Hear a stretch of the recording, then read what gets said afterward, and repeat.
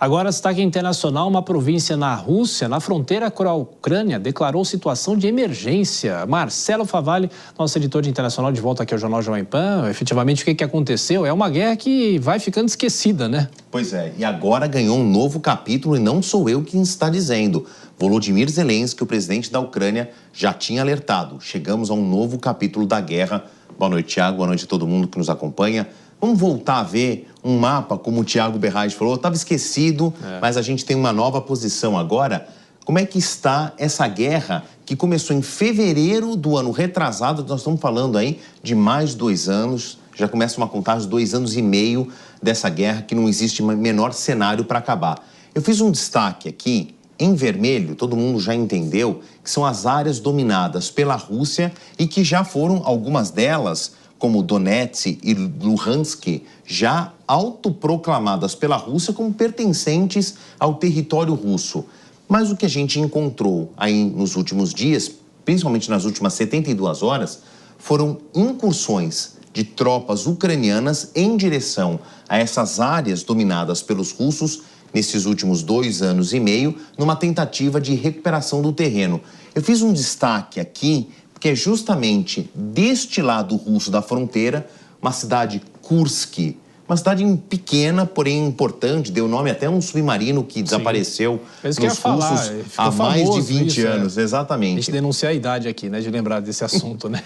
Aqui tem uma posição, e logo abaixo, o destaque aqui dessa cidade, Kharkiv, que é uma das mais populosas, ou era uma das mais populosas da Ucrânia, tinha um importante centro de produção industrial, era um importante hub de comércio e tinha entroncamentos de trens da Rússia vindo para a Ucrânia, lembrando que isso em algum lugar no passado, até por exemplo 1990, era tudo a mesma coisa na União Soviética. Agora a gente registrou recentemente, ao longo dessa semana, ações importantes dos ucranianos nessa direção. E do lado russo, Kursk chegou a entrar em alerta por conta dessa movimentação dos ucranianos. Eu estava falando da coincidência ou não coincidência, porque no começo da semana houve uma declaração importante de Volodymyr Zelensky ao receber caças F-16 cedidos pelos Estados Unidos. 2 coisas.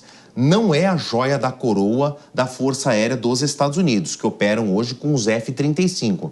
O F-16 é um equipamento mais antigo, está disponível agora aos ucranianos, mas numa fase de transferência, porque os pilotos ucranianos não sabem pilotar F-16, a linha Falcon de F. Eles foram treinados, como tem uma herança soviética, foram treinados para pilotar Sukhóis e Mirages. Então, primeiro, eles têm que aprender a usar os F-16. Claro que este procedimento já vinha acontecido no último semestre. Estamos falando aí de pelo menos 6 meses de treinamento de alguns pilotos que agora vão passar as instruções para o resto da esquadrilha. Mas, não coincidentemente, com a chegada dos aviões, dos pilotos primeiramente treinados e agora uma incursão e uma resposta da Rússia em alerta, corrobora-se o que o Volodymyr Zelensky havia dito que a guerra voltou a se aquecer e temos um novo capítulo. Queria chamar a atenção mais ao sul, uma outra parte, que foram registradas também ações militares dos ucranianos em território tomado e já consolidado pelos russos. E esta parte aqui é muito, muito importante, porque olhando mais ao norte dessa mancha rachurada em azul, onde tem posições, então, de resistência de milícias e do exército ucraniano, você tem Zaporizhia, que nada mais é do que uma das maiores usinas nucleares de toda a Europa, é a maior usina nuclear da região, é uma tecnologia ucraniana, fazia parte da distribuição de energia dos soviéticos e com a queda da cortina de ferro ficou para a Ucrânia e agora foi tomada pelos russos.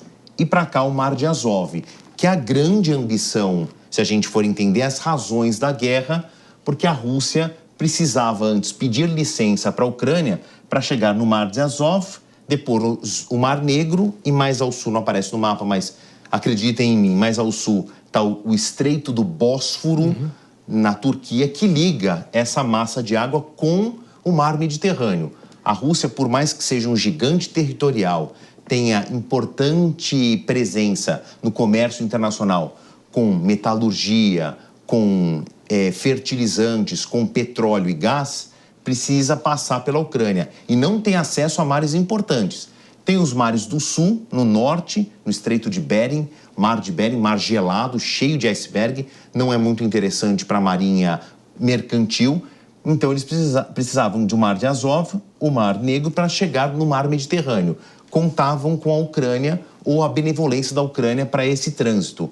Com esta área tomada aqui em meia-lua, Crimeia, que já havia sido dominada em 2016, fica muito mais fácil esse trânsito. Claro que a Ucrânia sabe que a retomada e o acesso de novo ao Mar de Azov coloca a Ucrânia no jogo de novo da guerra. Vamos ver o que vem mais. Os F-16, repito, os americanos já chegaram, vão chegar mais estruturas. Aí eu estou falando de equipamentos de grande porte, dos poloneses e dos alemães. Sim, no apoio que eles vêm dando, no apoio conjunto aí do Ocidente a favor de Volodymyr Zelensky contra a Rússia. Ou seja, essa guerra voltou à nossa pauta e parece que com força, Berrache. Como sempre, acompanhando e vendo os desdobramentos disso, você falou dessa usina. A usina, no começo, havia uma preocupação muito grande, né? Com a possibilidade de se destruir. A gente lembra de Chernobyl, né? Exatamente. Só que Zaporizhzhia deve ser um cálculo raso de 6 a 8 vezes o tamanho de Chernobyl. Então, se nós temos o maior desastre como usina nuclear, com a destruição, e foi um acidente, não foi uma situação de guerra, na década de 80, em Chernobyl, aqui seria algo centenas de vezes maior, dada a quantidade de combustível nuclear e o número de reatores a mais em comparação. Os ucranianos, há muitas décadas, dominam essa tecnologia de usinas nucleares e aqui tem, além do perigo, quem comanda força elétrica, energia, também tem uma enorme vantagem na guerra. Os russos vindo para cá não foi um mero acaso, não. A gente começou falando sobre a guerra esquecida, né? Nenhuma previsão de conversa, diplomacia, absolutamente nada, né? E tudo isso aqui vai ficar congelado, aí são as minhas apostas, tá? Tudo isso aqui vai ficar congelado, o Berrache, até o dia 20 de janeiro de 2025. Por quê? Tem a posse do presidente americano. Não sabemos se será Donald Trump ou Kamala Harris. Isso vai ter uma diferença brutal, porque o Donald Trump, pelo menos, tem feito uma campanha dizendo "Let's make the America great again". Eu estou olhando para os americanos. O resto do mundo é problema do resto do mundo. O Donald Trump já sinalizou que, caso ele venha a ser de novo presidente dos Estados Unidos, ele vai ter uma outra postura de parar de mandar dinheiro para a Ucrânia, porque significa menos dinheiro para os próprios americanos dessa economia que ele promete querer saltar aí mais dinheiro no bolso dos americanos, significa menos dinheiro no cofre aqui de guerra do Volodymyr Zelensky. O Vladimir Putin, que é o presidente da Rússia, está olhando ali, salivando para saber quem vai ganhar. Porque Kamala Harris, teoricamente, tem uma tendência de continuar uma política do seu sucessor. Ela é vice de Joe Biden, continuaria uma política alinhada do Partido Democrata de ajuda à Ucrânia, estendendo ali um estandarte como os Estados Unidos, o grande defensor da liberdade, não poderia ser conivente com a invasão de um território autônomo, o desrespeito de leis internacionais. Manteria-se essa ajuda ou aumentaria essa ajuda para Volodymyr Zelensky. Cenas de capítulos ainda um pouco distantes. A gente continua. De 2025. 2 de janeiro. 20 de janeiro. É no final de janeiro ainda. Tem muita água para passar debaixo dessa ponte, Berrache. Valeu, Favalli. Vou estar aqui, hein? Claro, estaremos aqui.